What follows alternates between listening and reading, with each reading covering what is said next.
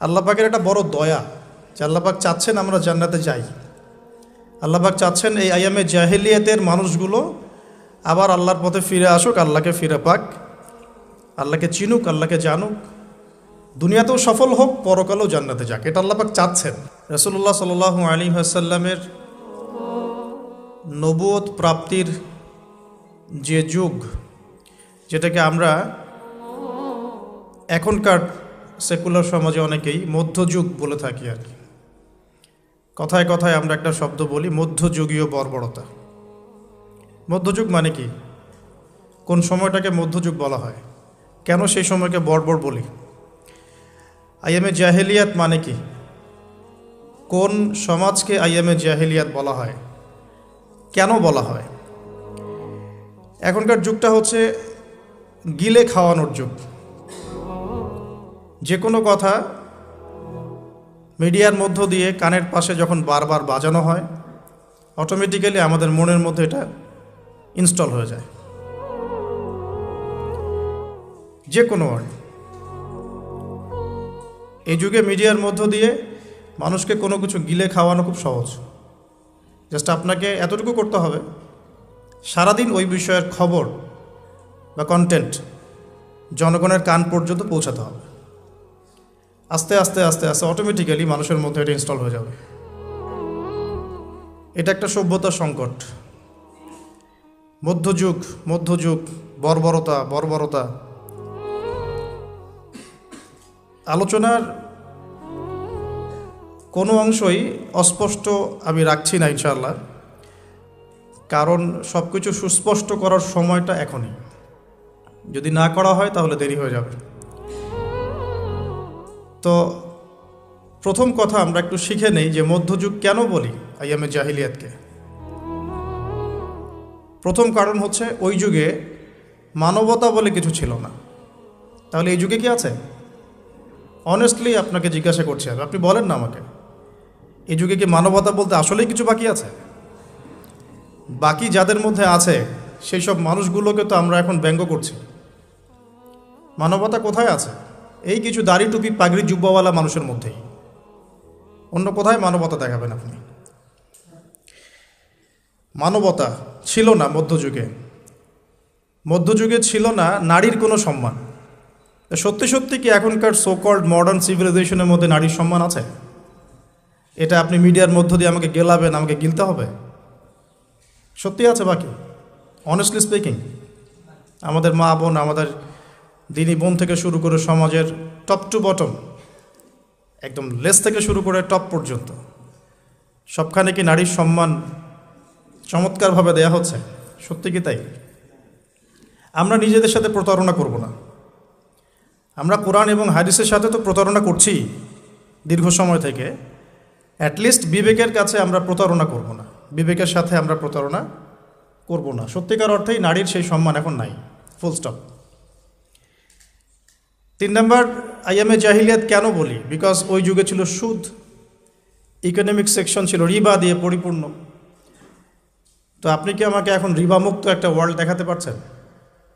রিবা বা ইন্টারেস্ট মুক্ত, দুর্নীতি মুক্ত, ইকোনমিক সেকশনে করাপশন মুক্ত, ঘুষ মুক্ত, চাঁদাবাজি মুক্ত একটা ইকোনমিক সিস্টেম কি আপনি আমাকে দিতে পারবেন? এই বিশ্বে কি আসলেই এরকম কোন ইকোনমিক সিস্টেম বাকি আছে? ইকোনমি সম্পর্কে আমাদের পড়াশোনা এতই নিম্ন লেভেলের যে মানুষকে এখন বোঝাতে হয় যে গোল্ড দিনার অ্যান্ড সিলভার দিরহাম এটা ইসলামিক কারেন্সি। মানুষকে এটা বোঝাতে হয়।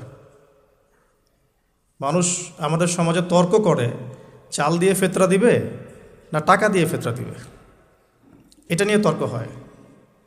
পক্ষে বিপক্ষে তুলকালাম ঝগড়া হয়, কিন্তু তারা এটা রিয়েলাইজ করে না যে ইসলামিক কারেন্সি বলতে কী বোঝায়। কারেন্সির মধ্যেও সুদ আছে, পুরো ওয়ার্ল্ডের ব্যাংকিং সিস্টেমে সুদ আছে, হোক সেটা IMF বা ওয়ার্ল্ড ব্যাংক বা সেন্ট্রাল ব্যাংক বা এনজিওস, এভরি সিঙ্গেল সেকশন এখন সুদের আন্ডারে আছে। তাহলে আপনি কি আমাকে এই যুগটাকে খুব সভ্য যুগ বলবেন? কেন আইয়ামে জাহিলিয়াত বলা হয় সেটা আগে বলে নিচ্ছি। আইয়ামে জাহিলিয়াত কেন বলা হয়? বিকজ ওই যুগে ছিল জিনা আর ব্যভিচার আর মাদক আর জুয়া, তো আমরা এখন কোন জান্নাতি সমাজে আছি? এ যুগের মধ্যে কি জেনা নাই, ব্যভিচার নাই, ধর্ষণ, গুম খুন, সুদ ঘুষ, দুর্নীতি, করাপশন বা জুয়া, এগুলো কি এই যুগের মধ্যে নাই? আমরা তো বলি বিশ্বায়নের যুগ, তাহলে ওই সময়ে ওই পাপগুলো নিঃসন্দেহে একটা সংক্ষিপ্ত পরিসরেই সীমাবদ্ধ ছিল। এখন এই পাপগুলোর গ্লোবালাইজেশন হয়েছে, দ্যাটস অল।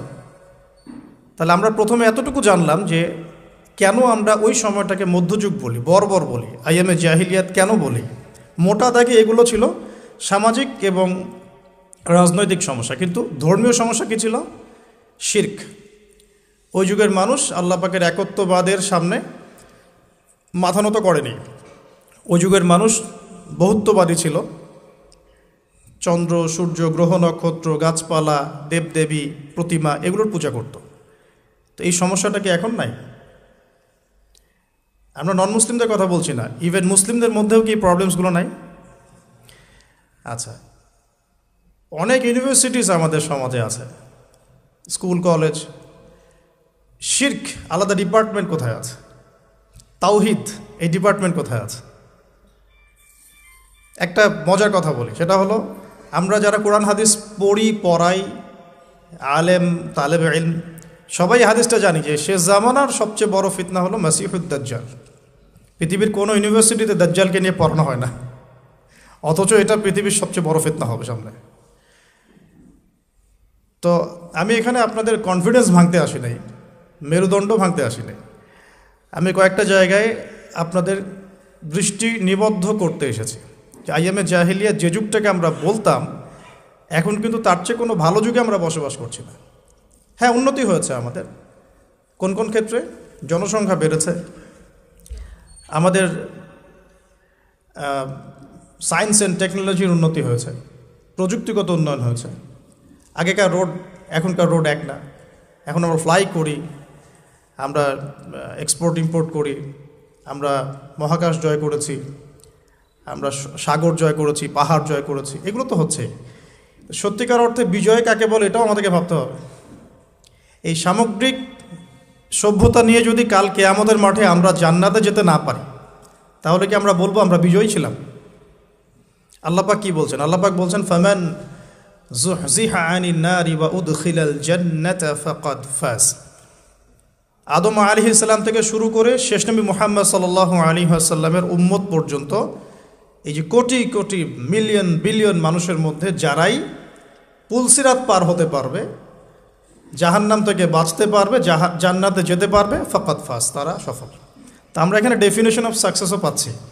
তাহলে আমরা এখন বলতে পারি না যে এই সভ্যতার উন্নয়ন দিয়ে আমরা জান্নাতে যেতে পারবো, আদর্শগত উন্নয়ন দিয়ে আমরা জান্নাতে যেতে পারবো ইনশাআল্লাহ।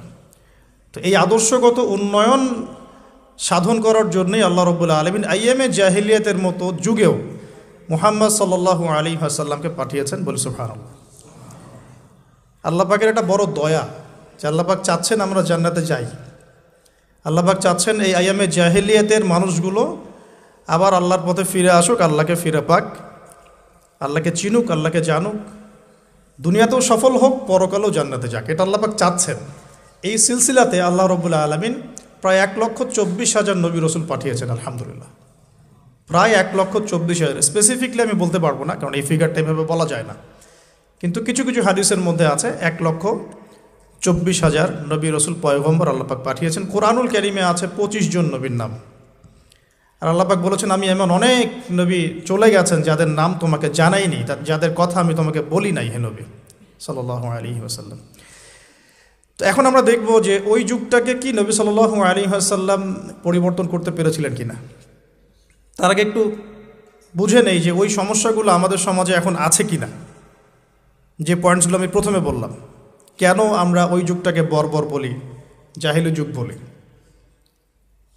যে কারোর সাথে আপনি এটা নিয়ে যদি ডিবেট করতে যান, তারা আপনাকে একটা পয়েন্ট ধরিয়ে দিবে, সেটা হলো ওই যুগে মেয়েদের সম্মান দেওয়া হতো না, মেয়েদেরকে জীবন্ত কবর দেওয়া হতো। তো এখনও তো মেয়েদের আত্মাকে জীবন্ত কবর দেওয়া হচ্ছে, এখনও তো আমরা মেয়েদের আত্মাকে জীবন্ত কবর দিচ্ছি। একটা মানুষের দেহই কি সব কিছু? যেমন একটা মানুষের আত্মা দাসত্ব শৃঙ্খলা আবদ্ধ থাকে, তারা স্বাধীনতা থাকে কোথায়? তো এখন অনেক কিছু আমাদের বাইরের চোখ দিয়ে বিশ্লেষণ করলে হবে না, কিছু কিছু বিষয় ভিতরের চোখ দিয়েও দেখতে হবে। আল্লাহ তৌফিক দান করুন। তো মেলালে আপনি বুঝতে পারবেন যে কোনো কিছুই বাদ নাই। আইয়ামে জাহিলিয়াতের এমন একটা জাহেলিয়াত বা ওই যুগের সুন্নত বাকি নাই যেটা এই যুগের মধ্যে নাই, বরং এখন আরও অনেক বড় পরিসরে এগুলো সমাজে প্রতিষ্ঠিত হয়ে গেছে। এটাই সত্য, এখানেই ফুল স্টপ করতে হবে। যদি না করেন তাহলে এটা আপনার জ্ঞানের দৈন্যতা অথবা অহংকার। এখানে আমি ঝগড়াও করতে যাব না কারোর সাথে। এখন প্রশ্ন হচ্ছে, নবী সাল্লাল্লাহু আলাইহি ওয়াসাল্লাম কি এই যুগটাকে পরিবর্তন করতে পারলেন কি না? উত্তর হ্যাঁ। কিভাবে পরিবর্তন করতে পারলেন? উত্তর হচ্ছে আল্লাহ রাব্বুল আলামিনের ইচ্ছায় এবং তার ওহীর মাধ্যমে। ওহী কি জিনিস? আল্লাহ রাব্বুল আলামিনের প্রত্যাদেশ, মানে আল্লাহর পক্ষ থেকে ঐশী বাণী, যেটা আল্লাহ পাক শুধু মুহাম্মদ সাল্লাল্লাহু আলাইহি ওয়াসাল্লামকেই দেন নাই, বরং প্রত্যেক নবী রসুলকেই দিয়েছেন। যেমন বড় বড় চারটার নাম আমরা সবাই জানি। তাওরাত নবী মুসা আলাইহিস সালামের কাছে, জাবুর দাউদ আলাইহিস সালামের কাছে, ইনজিল ঈসা আলাইহিস সালামের কাছে, এবং আল কোরআনুল কারীম নবী মুহাম্মদ সাল্লাল্লাহু আলাইহি ওয়াসাল্লামের কাছে। আল্লাহ পাক কোরআনের সাথে আরও একটা জিনিস দিলেন, সেটা হলো নবী সাল্লাল্লাহু আলাইহি ওয়াসাল্লামের সুন্নাহ। মানে কোরআন সব কিছুর সামারি করে দিবে, আর সুন্নাহ এটাকে বিশ্লেষণ করবে। ফর এক্সাম্পল, আল্লাহ পাক কোরআনের প্রায় 85 জায়গায় বলেছেন, বা সম্ভবত পরিসংখ্যানটা আরও বেশি হতে পারে, যে আকিমুস সালাহ ওয়া আতুজ যাকাহ, তোমরা সালাত কায়েম করো এবং যাকাত প্রদান করো। কিন্তু আপনি কোরআনে কিন্তু পাবেন না যে রুকু কেমন করে করতে হয়, কয়বার তাসবিহ পড়তে হবে, সিজদা কেমন করে করতে হয়, কয় তাসবিহ পড়তে হবে। হ্যাঁ, আপনি প্রথম রাকাতে সূরা ফাতিহার পর কি পড়বেন, কিভাবে রুকু করবেন, কতটুকু অ্যাঙ্গেলে মাথাকে নোয়াবেন, সিজদায় আপনার হেড পজিশন কোথায় থাকবে, এই বিষয়গুলো কিন্তু ভেঙে ভেঙে কোরআনে কোথাও নাই। এই কারণে আল্লাহ রাব্বুল আলামিন এক্সট্রা আরেকটা জিনিস দিলেন, সেটা হলো সুন্নাহ। নবী সাল্লাল্লাহু আলাইহি ওয়াসাল্লাম নিজে করে দেখালেন যে এটা এভাবে করতে হবে। এটা দেখেছেন কারা? সাহাবায়ে কেরাম। সাহাবায়ে কেরাম তাকে নিজ চোখে দেখেছেন। সাহাবা কাকে বলে? যারা নবী সাল্লাল্লাহু আলাইহি ওয়াসাল্লামকে স্বচক্ষে দেখেছেন এবং ঈমান এনেছেন, মুমিন অবস্থায় ইন্তেকাল করেছেন। নবীকে কিন্তু আবু জেহেলও দেখেছিল, তাই বলে আবু জেহেল তো সাহাবী নয়। আবু জেহেল কি সাহাবী? আচ্ছা, তো কোরআন এবং হাদিস আল্লাহ রাব্বুল আলামিন নবী সাল্লাল্লাহু আলাইহি ওয়াসাল্লামকে দিলেন ঐশী গ্রন্থ হিসেবে। মাত্র 23 বছর সময় লেগেছে নবী সাল্লাল্লাহু আলাইহি ওয়াসাল্লামের সেই সমাজটাকে পরিবর্তন করতে। কোন সমাজ? যেই সমাজটা এই যুগের সব নোংরামি একত্রিত করলে যে সমাজটা হবে, সেই সমাজ। তাহলে আমরা বুঝতে পারছি যে সমাজে যত নোংরামি থাকুক না কেন, আল্লাহ পাকের কিতাব এবং তার নবীর সুন্নাহর মধ্য দিয়ে এটাকে পরিবর্তন করা সম্ভব। এটা অসম্ভব কিছু নয়। নবীজি করেও দেখালেন মাত্র 23 বছর। আর 23 বছর তো এত অল্প সময়। আমরা 23 বছর নামাজই পড়ি নাই অনেকেই। মেবি এখনও অনেকে উপস্থিত আছেন বা এই লেকচার শুনবেন যারা 40 বছরও সেজদা করে নাই, 50 বছরও সেজদা করে নাই। তবে তাদের জন্য একটা সুসংবাদ, সেটা হলো আল্লাহ পাক তার এই সমস্ত গুনাহ মাফ করে দিবেন যদি মৃত্যুর আগে খালি একবার বলতে পারে, আস্তাগফিরুল্লাহ আল্লাযী লা ইলাহা ইল্লা হুয়াল হাইয়ুল কাইয়্যুম ওয়া আতুবু ইলাইহি। আল্লাহ পাক সমস্ত গুনাহ মাফ করার জন্য প্রস্তুত আছেন। তো 23 বছর কিন্তু খুব বেশি সময় নয়। প্রশ্ন হচ্ছে এখন আরেকটা, যে কিভাবে নবী সাল্লাল্লাহু আলাইহি ওয়াসাল্লাম এত অল্প সময়ের মধ্যে এই ব্যাপক সামাজিক বিপ্লব সংগঠিত করলেন। আমরা কিন্তু অনেক বিপ্লবের কথা পড়েছি, পড়ে আজকে আপনারা এই পর্যন্ত এসেছেন। আপনারা যারা student, running student, teacher, honourable guardian যদি কেউ থেকে থাকেন, আমরা কিন্তু অনেক বিপ্লবের কথা পড়েছি একদম স্কুল লেভেল থেকে। হ্যাঁ, পলাশির যুদ্ধ দিয়ে আমরা পড়া শুরু করেছিলাম সমাজবিজ্ঞান বইগুলোতে ছোটোবেলায়। ইংরেজদের সময় কেমন ছিল, ওদেরটাও তো বিপ্লব। ইংরেজরা সারা বিশ্ব শাসন করেছে, এটাও তো ওদের বিপ্লব। বলশেভিক পড়েছেন, চাইনিজদেরটা পড়েছেন, মুসলিনিরটা পড়েছেন, তারপরে প্রাচীন ওই গ্রিক দর্শনগুলো পড়েছেন, তাই না? তারপরে আমরা যে ফোরাত ইউফ্রেটিস নিয়ে এতগুলো কথা বলি, ওখানে যে প্রাচীন ব্যাবিলনের সভ্যতা ছিল এগুলো পড়েছেন। চাইনিজদের তো রিসেন্ট, এটা তো বেশি দিন হয়নি, আফ্রিকান কন্টিনেন্ট থেকে শুরু করে পুরো বিশ্বে আপনারা তো আলেকজান্ডার দ্য গ্রেট পর্যন্ত পড়েছেন। তো এই যে বিপ্লবগুলো আপনারা পড়েছেন, কত সময় লেগেছে এক একটা বিপ্লব প্রতিষ্ঠা হতে বা ওটা সমাজে ইম্প্যাক্ট পড়তে কত সময় লেগেছে। আর নবী সাল্লাল্লাহু আলাইহি ওয়াসাল্লামের কোরআন সুন্নাহ দিয়ে পুরো বিশ্বকে চেঞ্জ করতে কত সময় লেগেছে। এখানেই তো প্রমাণ হয় যেটা আল্লাহর পক্ষ থেকে এসেছে, এখানেই তো প্রমাণ হয় যেটা আল্লাহ রাব্বুল আলামিনের পক্ষ থেকে না আসলে এটা সম্ভব ছিল না। এবং নবী সাল্লাল্লাহু আলাইহি ওয়াসাল্লামের ইন্তেকালের সাথে সাথে কি বিপ্লব থেমে গেছে? দেখবেন মাও সেতুং নাই, তার বিপ্লবটা কতদিন স্থায়ী ছিল। সোভিয়েত এখন নাই, হিস্ট্রি হয়ে গেছে, কিন্তু তাদের ইন্তেকালের পর তাদের আদর্শটা কতদিন লাস্ট করলো পৃথিবীতে। গ্রিকরা এখন নাই, পার্সিয়ানরা এখন নাই, তাদের ইন্তেকালের পরে তাদের রেভলিউশনগুলো কতদিন ছিল ওয়ার্ল্ডের বুকে। আর নবী সাল্লাল্লাহু আলাইহি ওয়াসাল্লাম ইন্তেকাল করেছেন আজকে থেকে, আমি যে লেকচার দিচ্ছি এখন থেকে নিয়ে প্রায় 1450 বছর আগে। এখন পর্যন্ত তার অনুসারীদের সংখ্যা কমে নাই, দিন দিন বাড়ছে। এটাই তো প্রমাণ হয়, এটাই তো প্রমাণ হয় যে নবী সাল্লাল্লাহু আলাইহি ওয়াসাল্লাম যে মানদণ্ডের সমাজ পরিবর্তন করেছেন এটা আল্লাহর পক্ষ থেকে এসেছে। এটা আল্লাহ পাক রেখেছেন পৃথিবীতে বলেই আছে, ওগুলোকে আল্লাহ পাক রাখেন নাই, তাই নাই। তো কাজের কথায় আসি, নবী সাল্লাল্লাহু আলাইহি ওয়াসাল্লাম একা একা এই সমাজটা পরিবর্তন করেন নাই। প্রথম কথা, তিনি যখন হেরা গুহায় আল্লাহ পাকের ওহী আসছে, প্রথম যে ওহীটা এসেছে সেটা হলো ইকরা, নবী আপনি পড়ুন বিসমি রব্বিকাল্লাযী খালাক, আপনার সেই রবের নামে যিনি আপনাকে সৃষ্টি করেছেন। এখান থেকে আমরা বুঝতে পারছি সমাজ পরিবর্তন করতে হলে পড়াশোনার কোনো বিকল্প নাই। উপকারী যে কোনো বিদ্যাই পড়াশোনা, উপকারী যে কোনো জ্ঞানই পড়াশোনা, তবে সব পড়াশোনাই কোরআন সুন্নাহ ভিত্তিক নয়। কিছু আসে বৈষয়িক পড়াশোনা, বৈষয়িক লেখাপড়া করতে আল্লাহ পাক আমাদেরকে নিষেধ করেননি, কোরআন সুন্নাহ নিষেধ করছে না। কিন্তু কোরআন এবং সুন্নাহ ইসলাম চাচ্ছে আপনার পড়াশোনার জ্ঞানটাকে আপনি আল্লাহর জন্য কাজে লাগান, দ্যাটস অল, আর কিচ্ছু না। টেক্সটাইল বলেন, মেডিকেল সায়েন্স বলেন, ইঞ্জিনিয়ারিং বলেন, হ্যাঁ পলিটিক্যাল সায়েন্স বলেন, জিওপলিটিক্স বলেন, কোনো সাবজেক্ট স্টাডি করতে কোরআন সুন্নাহ আপনাকে নিষেধ করছে না। আমরা কেন কনজাস্টেড চিন্তা করি? বরং আমি বলি আপনারা বড় স্বপ্ন দেখবেন। আল্লাহ পাক শুধু এতটুকু চাচ্ছেন আপনি আল্লাহর দেয়া ইলম অনুযায়ী আমল করছেন কিনা, এবং সেই জ্ঞানটাকে আপনি দিনের জন্য কতটুকু কাজে লাগাচ্ছেন, বা ওই প্রফেশনের থেকে রিজিক অর্জন করে সেই রিজিকের কতটুকু আপনি আল্লাহর পথে ব্যয় করছেন। আল্লাহ পাক এটা দেখতে চায় না। হালাল যে কোনো প্রফেশনই আল্লাহর কাছে সম্মানের। তো অনেক সময় আমরা নামাজ কালাম শুরু করলেই কিছুটা হীনমন্যতে ভোগা শুরু করি। আমি কি তাহলে ট্র্যাক চেঞ্জ করে দিব? ট্র্যাক চেঞ্জ করে আমি কি আবার মক্তবে ভর্তি হব? আমি কি আবার মাদ্রাসায় আসব? আমি কি আবার দাওরা দিব? সবাই সব কিছু করতে পারবে না, আর সবাইকে আল্লাহ পাক সব কিছু করতে বলেন উনি।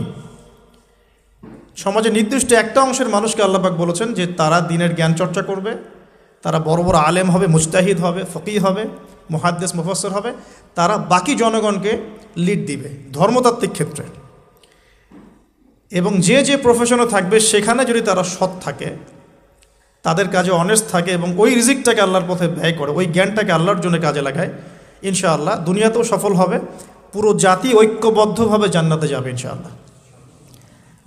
অনেক জাতি কিন্তু একসাথে জান্নাতে যাবে, কারণ তারা সেভাবেই তাদের দুনিয়ার জীবনটাকে সাজিয়েছিল।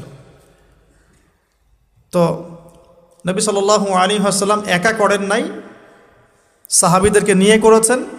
প্রথম ওহীটা এসেছে পড়াশোনা কেন্দ্রিক। সো আমাদের সবাইকে প্রচুর পড়াশোনা করতে হবে, এটা আমার প্রথম নসিহা আজকে।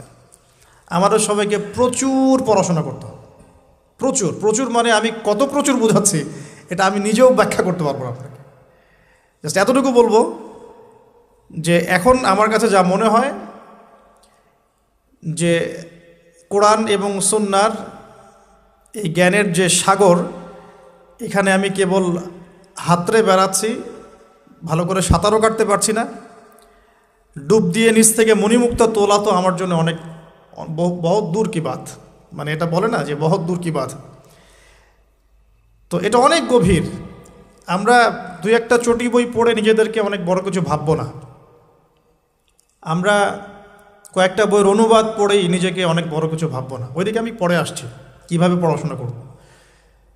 আমাদের পড়াশোনা করতে হবে অনেক বেশি। যে পড়াশোনাগুলো আপনারা করছেন এগুলো তো করবেনই, পাশাপাশি ইসলাম জানার জন্যেও 4টা 5টা 10টা বই যথেষ্ট না। ক্লাসিক্যাল সিলেবাস ফলো করে পড়াশোনা করতে হবে। তো আমরা প্রথম শিখলাম নবী সাল্লাল্লাহু আলাইহি ওয়াসাল্লাম সামাজিক এই জাহেলিয়াত দূর করার জন্য আগে জ্ঞান চর্চার তাগাদা দিয়েছেন।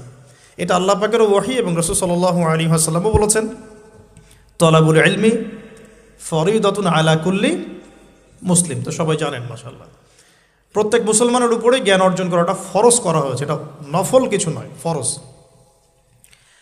এখন নবী সাল্লাল্লাহু আলাইহি ওয়াসাল্লাম ওহী নিয়ে বাসায় চলে আসলেন। খাদিজা রাদিয়াল্লাহু আনহা তাকে সান্ত্বনা দিলেন যে আপনার কোনো টেনশন নাই, আপনি ভয় পায়েন না, ইত্যাদি ইত্যাদি।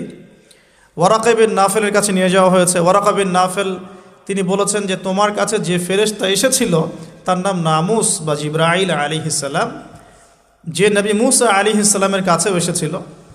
তবে এখন তোমাকে তোমার কওম বের করে দিবে, এখন তোমাকে তোমার কওম বের করে দিবে। যদি আমি ওই দিন জীবিত থাকি যেদিন তোমার কওম তোমাকে বের করে দিবে, আমি তোমাকে বড় রকম সাহায্য করব। এই কথাটা বলেছেন ওয়ারাকা বিন নওয়াফেল। সহিহ বুখারীর 2য় পৃষ্ঠায় এটা আছে, ওহী অধ্যায়ে। নবী সাল্লাল্লাহু আলাইহি ওয়াসাল্লাম অবাক হয়েছিলেন এই সময়, জিজ্ঞাসা করেছিলেন যে আওয়া মুখরিজিয়া, তারা কি আমাকে বের করে দিবে? আওয়া মুখরিজিয়াহুম, তারা কি আমাকে বের করে দিবে? তো ওয়ারাকা বিন নাফেল বলেছিলেন এর আগে যার কাছেই এই ফেরেশতা এসেছেন তাকেই তার কওম বের করে দিয়েছে।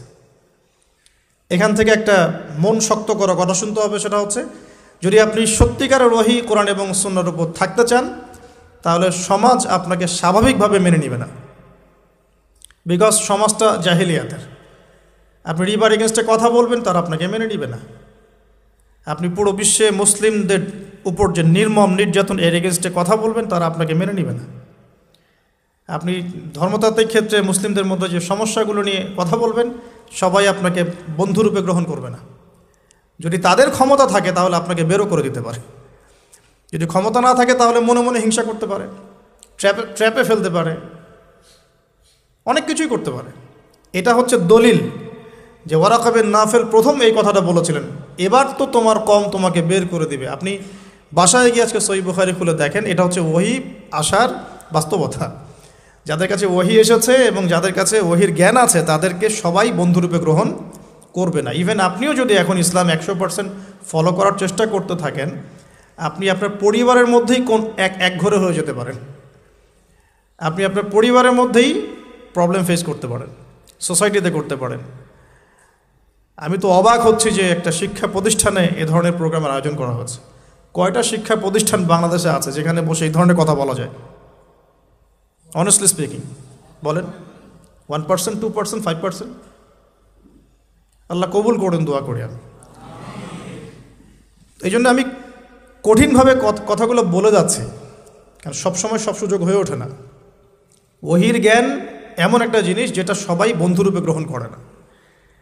কিন্তু নবী সাল্লাল্লাহু আলাইহি ওয়াসাল্লাম কি থেমে গিয়েছেন? উত্তর না। তিনি এবার তার ট্যাকটিকটা দেখেন, কিভাবে তিনি 23 বছর এটা করেছেন, মাত্র 23 বছর। প্রথমত তিনি কি করেছেন? কাছের মানুষদেরকে আগে দাওয়াত দিয়েছে। তাহলে দিন আগে নিজে যখন পালন করবেন, বুঝবেন, আমল করবেন, এটা প্রথম কাজ জ্ঞান অর্জন করার পর। এরপরে আপনার কাছের মানুষদেরকে দিনের দাওয়াত দিতে হয়। কাছের মানুষ মা, বাবা, স্ত্রী, সন্তান, বন্ধু বান্ধব ইত্যাদি। নবী সাল্লাল্লাহু আলাইহি ওয়াসাল্লামের দাওয়াতে প্রথম ইসলাম কবুল করেছেন কারা?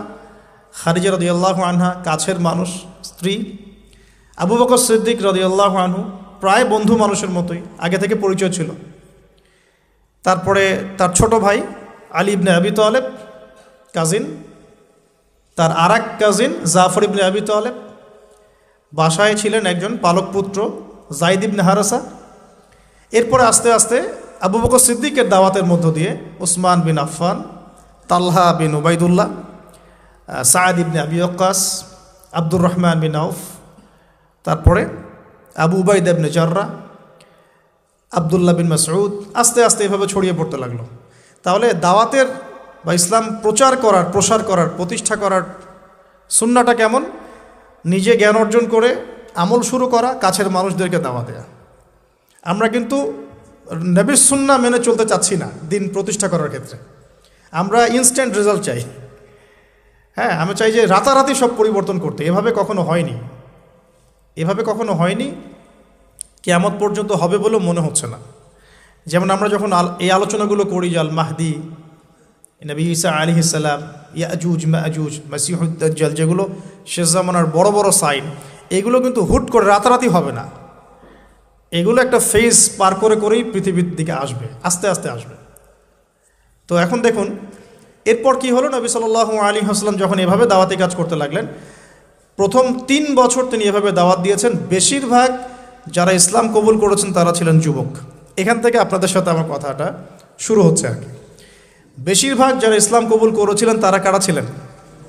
যুবক। আপনি সিরাত পড়েন, অ্যাটলিস্ট আর রাহিকুল মাখতুম বইটা পড়ে দেখেন, দেখবেন বেশিরভাগই ছিলেন তরুণ প্রজন্ম। কেন তরুণ প্রজন্ম? বিকজ তরুণদেরকে আল্লাহ পাক একটা বলবো আবেগের সাম্যাবস্থা দিয়েছেন। এটা কেমন? মানে তারা যদি খারাপ পথে যায় তাহলে খুব খারাপ পথেই চলে যায়, তারা যদি ভালো পথে আসতে চায় খুব ভালো পথে চলে আসে। তারা চ্যালেঞ্জ গ্রহণ করতে পারে, খোলা মনে সিদ্ধান্ত নিতে পারে, অনেক সময় আবেগকে প্রশ্রয় দেয়, আবেগে কখনো ভুল সিদ্ধান্ত নেয়, কখনো কিন্তু সঠিক সিদ্ধান্ত নেয়। তো তরুণদের মধ্যে একটা চ্যালেঞ্জ গ্রহণ করার মানসিকতা থাকে যে ঠিক আছে আমি ইসলামের পথে থাকবো, পরিবার আমাকে না সহ্য করে না করুক। এই জিনিসটা 40-50 বছর একটা মানুষ করতে পারে না। সে চিন্তা করে যে না, তারা আমার ছেলে মেয়ে, তাদেরকে নিয়ে ব্যালেন্স করে চলতে হবে ইত্যাদি ইত্যাদি। তারা মাঝ রাস্তা খোঁজার চেষ্টা করে, কিন্তু তরুণরা হয় ডান না হলে বাম, যে কোনো একদিকে চলবে। দেখবেন অনেক তরুণ ভাই আছেন যারা পুরোপুরি মাদকের সাথে সম্পৃক্ত, মাদকাসক্ত, ওখান থেকে বের করা সো ভেরি ডিফিকাল্ট। আবার অনেক তরুণ প্রজন্ম আছে যারা মাদক কখনো হাতই দেয় না। আপনি এরকম দুটো প্রজন্ম দেখবেন বাংলাদেশে। কেউ কখনো জুয়ার আসরে কখনোই বসে নাই, আর কারো জুয়া না খেললে ঘুম আসে না। কেউ তাহাজ্জুদ ছাড়া ঘুমাচ্ছেন না, আর কেউ মসজিদে যায়ই নাই কখন। একটা দৈন্যতা আছে, মেরুকরণ আমাদের দেশের তরুণ প্রজন্মের মধ্যে। তবে এটা আমাদের জন্য ভালো সংবাদ যে আলহামদুলিল্লাহ দিন দিন তরুণ প্রজন্মের মধ্যে একটা পরিবর্তন আসছে। এটা আল্লাহ পাকের খাস রহমত, যাদের মাধ্যমে আসছে আল্লাহ পাক তাদেরকে যেন কবুল করেন, দোয়া করি আমি। এখন সমাজ কি থেমে থাকলো? না, সমাজ কিন্তু এটা ভালো করে মেনে নিল না। এবার শুরু হলো তাদের প্রতি অত্যাচার, ফিজিক্যাল টর্চার, মেন্টাল টর্চার, অর্থনৈতিক অত্যাচার, কোনো কোনো ক্ষেত্রে পরিবার বের করে দিল। মুসআব বিন উমাইরের জীবনী পড়ে দেখেন, ওসমান বিন আফফান রাদিয়াল্লাহু আনহুর জীবনী পড়ে দেখেন, জাফর ইবনে আবি তালেবেরটা পড়েন, আলী ইবনে আবি তালেবের জীবনী পড়েন, দেখেন বেলাল ইবনে রাবাহ তার জীবনী পড়ে দেখেন, সুমাইয়া রাদিয়াল্লাহু আনহারটা পড়েন, খাব্বাব রাদিয়াল্লাহু আনহুরটা পড়েন, তারপরে ইয়াসির পরিবারেরটা পড়েন। হ্যাঁ, মানে আসলে সাহাবীদের মধ্যে খুব কম সংখ্যক সাহাবী এমন ছিলেন যাদেরকে কোনো রকম নির্যাতন ফেস করতে হয় নাই। তো এরপরেও দাওয়াত থেমে যায় নাই, দাওয়াত চলতে লাগলো। কারা অপোজিশনে ছিল? আবু জাহেল, আবু লাহাব, উতবা, শাইবা, রবিআ, সাআদাতু কুরাইশ, অর্থাৎ কুরাইশদের সর্দার যারা। তারা কি আল্লাহকে বিশ্বাস করতো না? উত্তর হ্যাঁ করতো। হ্যাঁ, তারা আল্লাহকে বিশ্বাস করত। ইভেন তারা হজও করত, তখন হজমরাও ছিল বিকৃত। তারা আল্লাহকে বিশ্বাস করতো, আল্লাহর জন্য নজর মানত করতো, কোরবানি করতো, সবই করতো। তাহলে সমস্যা কোথায় ছিল? সমস্যা এখানে ছিল যে তারা কোরআন এবং হাদিস কেন্দ্রিক ইসলামটাকে সামগ্রিক জীবনে বাস্তবায়ন করতো না। তারা আল্লাহকে বিশ্বাস করতো, আল্লাহর দাসত্ব করতো না। আল্লাহ বলতে একজন আছেন, উপরওয়ালা একজন আছেন, এটা তারা বিশ্বাস করতো, কিন্তু তারা বাস্তবে এটাকে আমল করে দেখাতো না, দাসত্বটা করতো না।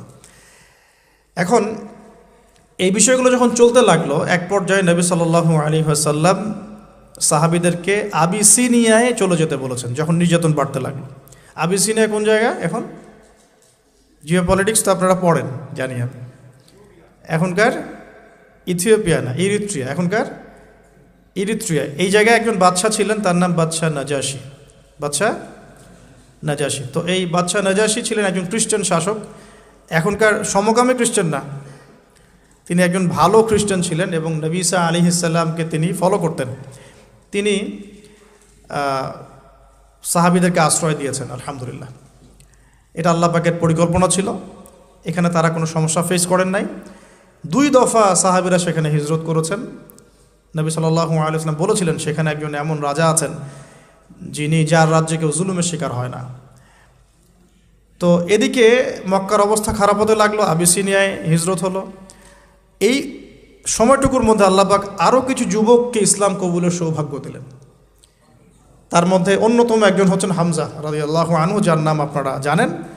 জাস্ট আজকে বাসায় গিয়ে তার জীবনীটা পড়ে দেখবেন কিভাবে তিনি ইসলাম কবুল করলেন। আমি সেগুলো বলতে যাচ্ছি না, অন্য অন্য লেকচারগুলোতে বলেছিলাম। আরেকজন হচ্ছেন ওমর ইবনুল খাত্তাব। ওমর ইবনুল খাত্তাব, তার ব্যাপারে শুধু এতটুকু বলবো, তিনি ইসলাম কবুল করে যখন কাবা ঘরের সামনে গিয়েছেন তাকে মানুষ মারা শুরু করেছে। তো তখন তাকে একজন পরামর্শ দিচ্ছিল যে তুমি কি আফালা কুনতা কাতামত, তাকে বলা হচ্ছে তুমি কি তোমার ইসলাম কবুলের বিষয়টা গোপন রাখতে পারতে না? যেমন আমরা বলি হিকমা অবলম্বন করতে পারতে না? তো তিনি বলেছিলেন যে লাউফারিকান্নাল হাক্কা মিনাল বাতিল কামা ফাররাকাল্লাহু বাইনাল লাইলি ওয়ান নাহার। তিনি বলছিলেন যে আমি আল্লাহর কসম করে বলছি, আমি অবশ্যই সত্য আর মিথ্যাকে আলাদা করে দিব, ঠিক যেভাবে আল্লাহ পাক রাত থেকে দিনকে আলাদা করে দেন। এরপর তার নাম হয়েছে আল ফারুক, মানে পার্থক্যকারী। ওমর আল ফারুক আমরা এই কারণে বলি, ওমর আল ফারুক মানে পার্থক্যকারী। তো এদিকে যুবকদের শক্তির মধ্য দিয়ে আবার নবী সাল্লাল্লাহু আলাইহি ওয়াসাল্লাম স্ট্রং হচ্ছেন, কিন্তু ইসলাম স্ট্রং হচ্ছে। ওদিকে আবিসিনিয়াতেও যুবকরাই, তরুণরাই ওখানে ইসলামের পতাকা নিয়ে গিয়েছেন, সেখানে বসবাস করা শুরু করেছেন। এবার নবী সাল্লাল্লাহু আলাইহি ওয়াসাল্লাম তায়েফে গেলেন, সেখানেও কিছু যুবক ছিল। 3টা বড় বড় যুবকদের মানে কমিউনিটি ছিল, যাদের নেতৃত্ব দিত 3 জন বড় নেতা। একজনের নাম আবদে ইয়ালাইল, একজনের নাম ছিল আবদে মাসউদ, আরেকজন হাবিব বিন আমর। এই 3 জন ছিল বড় বড় গোত্র নেতা। নবীজি চেয়েছিলেন জিওপলিটিক্যালি যে আমি যদি তায়েফের সাপোর্টটা পেয়ে যাই, তাহলে মক্কার এই যে মানে ওরা যে আমাদের উপরে নির্যাতন করছে, এখান থেকে আমি একটা বড় পলিটিক্যাল অ্যালায়েন্স করতে পারবো তায়েফের সাথে।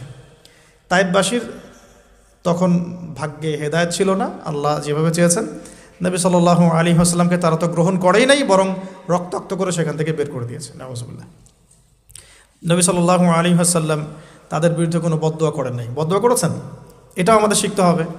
কিছু হলেই যে আমরা মানে খুব কাউন্টার একটা অবস্থা চলে যাই, হ্যাঁ, ঝগড়া করতে থাকি, স্পেশালি ফেসবুকে। স্পেশালি কোথায়? ফেসবুকে। আর এটা আমাদের জীবনের অনেক বড় সময় খেয়ে ফেলে। কিয়ামতের মাঠে আমরা দেখব যে ফেসবুক কত সময় খেয়েছে। হ্যাঁ, কিয়ামতের মাঠে পরিসংখ্যান যখন দেখা যাবে তখন বুঝতে পারবো যে ফেসবুক খেয়েছে 2 বছর ইন টোটাল। হ্যাঁ, আমার টেলিভিশন খেয়েছে 2 মাস, আমার ইউটিউব খেয়েছে কত, এরকম 5 মাস। হ্যাঁ, তারপরে অ্যাপস খেয়েছে, গেমস আর অ্যাপস খেয়েছে আমার এরকম 6 মাস। দেখবেন এগুলোই আমাদের জীবনের বড় একটা অংশ খেয়ে ফেলেছে। যদি একজন ব্যক্তি ডেইলি 1 ঘন্টা করে টিভি দেখে বা এইসব জায়গায় সময় কাটায়, তাহলে নিঃসন্দেহে সে 24 ঘন্টায় যদি 1 ঘন্টা করে কাটায়, তাহলে আপনি হিসাব করে দেখেন যে মাসে কত ঘন্টা যায়, বছরে কত ঘন্টা যায়, এবং কতদিনে সে 1 বছর কাটিয়ে ফেলে। অথচ কেয়ামতের দিকে পড়ে আসি, আলামে বারজাখ, যে মৃত্যুর পরের জীবন, এখানে বেশিরভাগ মানুষ একটাই কথা বলবে বা বলছে, এখনও হয়তো আমরা শুনতে পারছি না, বলবে বা হয়তো বলছে, আমরা শুনতে পারছি না। সেটা কি? তারা বলছে রব্বানা, হে আমাদের রব, আবসরনা, আমরা দেখলাম, পরকাল আমরা দেখেছি, ওয়া সামি'না, আমরা পরকাল শুনেছি, ফারজি'না, আমাদেরকে ফিরিয়ে দিন। কোথায় ফিরিয়ে দিন? দুনিয়ায়। কি করব? না আমাল সলিহান, আমরা সৎ আমল করে আসবো। ইন্না মুকিনুন, আমাদের এখন ইয়াকিন হয়ে গেছে। এই কথাটা কবরবাসী চিৎকার করে এখন হয়তো বলছে অথবা বলবে, আল্লাহু আলাম। আল্লাহ পাক সূরা আলিফ লাম মিম সাজদার মধ্যে আয়াতটা নাজিল করেছেন, রব্বানা, হে আমাদের রব, আবসরনা ওয়া সামি'না ফারজি'না না'মাল সলিহান ইন্না মুকিনুন, হে আমাদের রব, আমরা দেখেছি পরকাল, আমরা শুনেছি, বুঝেছি, মানে ইন্দ্রিয় দিয়ে পরকাল উপলব্ধি করেছি। এখন আমাদেরকে আল্লাহ একটা বারের জন্য আপনি দুনিয়ায় ফিরিয়ে দেন, না আমাল সালিহান, আমরা সৎ আমল করে ফিরে আসব। আল্লাহ পাক কিয়ামত পর্যন্ত আল্লাহ পাক বলছেন যে সুয়ের ছিদ্র দিয়ে উট যদি বের হতে পারত তাহলে এই সুযোগটা আল্লাহ দিতেন। সুয়ের ছিদ্র দিয়ে কি উট বের হতে পারবে? অতএব আল্লাহ পাক এই সুযোগটা দিবেন না। সো আমরা এখানে টাইম অনেক ওয়েস্ট করছি। তো দেখুন, যেখানে ছিলাম যে তায়েববাসী এভাবে যখন ফিরিয়ে দিলেন, এরপরে কি হলো? নবী সাল্লাল্লাহু আলাইহি ওয়াসাল্লাম বদদোয়া করলেন না, যে কাজটা আমরা প্রায়ই করে থাকি একে অপরের সাথে, বরং তিনি তায়েফবাসীর জন্য দোয়া করলেন। আর আল্লাহ রাব্বুল আলামিন পাহাড় পর্বত নিয়ন্ত্রণকারী ফেরেশতাকে পাঠিয়েছিলেন, যাদের একটা দাবি ছিল, আপনি যদি চান হে নবী আমরা তায়েফবাসীকে পিষে ফেলতে পারি। নবী সাল্লাল্লাহু আলাইহি ওয়াসাল্লাম বলেন, না, আমি বরং চাচ্ছি আল্লাহ পাক তাদের ঔরস থেকে এমন প্রজন্ম নিয়ে আসুক যে প্রজন্ম আল্লাহর ইবাদত করবে, আল্লাহর সাথে কাউকে শরিক করবে না।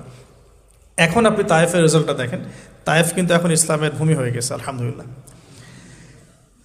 এবার নবী সাল্লাল্লাহু আলাইহি ওয়াসাল্লাম মক্কায়, সিচুয়েশনটা তাহলে এখন কেমন? কিছু যুবক সাহাবী ইসলামের নেতৃত্ব দিয়ে আবিসিনিয়ায়, কিছু যুবক সাহাবী মক্কায়। এবার নবী সাল্লাল্লাহু আলাইহি ওয়াসাল্লাম সব দিক থেকে কোণঠাসা। এই সময়ে তার স্ত্রী ইন্তেকাল করে গেলেন, তার চাচাও ইন্তেকাল করলেন। যে স্ত্রী এবং চাচা ছিল মক্কায় তার সাপোর্ট, সবচেয়ে বড় সাপোর্ট, তারাও ইন্তেকাল করলেন। এবং তিনটা বছর তাদেরকে বয়কট করে রাখা হলো। তিনটা বছর বয়কট করে রাখা হলো, কোনো খাবার পানি ছাড়াই। 3 বছর কিন্তু চারটাখানি কথা না। আমরা মিয়ানমার রোহিঙ্গা ইস্যু দেখেছি, একটু আঁচ করতে পারি যে এভাবে বের করে দিলে মানুষের কেমন হয়, কেমন লাগে। সব কিছু বাদ দিয়ে তাদেরকে পাহাড়ের পাদদেশে থাকতে হয়েছে 3 বছর। ওখানে হামজাও ছিলেন, সুবহানাল্লাহ। নবী সাল্লাল্লাহু আলাইহি ওয়াসাল্লামের কাছে তারা অনুমতি চাচ্ছিলেন যে আমাদেরকে খালি অনুমতি দেন, আমরা যে কয়জন আছি এই কয়জন নিয়ে যুদ্ধে ঝাঁপিয়ে পড়ব। নবীজি বললেন, না, বরং তোমরা ধৈর্য ধরো, এখনও আল্লাহ পাক এই হুকুম আমাকে দেন নাই, তোমরা ধৈর্য ধরো। হামজার মতো সাহাবী, যিনি একাই 20 জনের সাথে লড়াই করতে পারেন, তিনি ধৈর্য ধরলেন যে আমরাও ধৈর্য ধরে আছি। সিচুয়েশন ডিমান্ড, একটা কথা, সিচুয়েশন যেমন সেভাবে রিয়্যাক্ট করতে হয়। এখন সিচুয়েশন নাই, রিয়্যাক্ট করতে পারছি না। হামজা রাদিয়াল্লাহু আনহুর মতো মানুষ, তিনিও তার ওই এগ্রেশনটাকে দমন করে রাখলেন।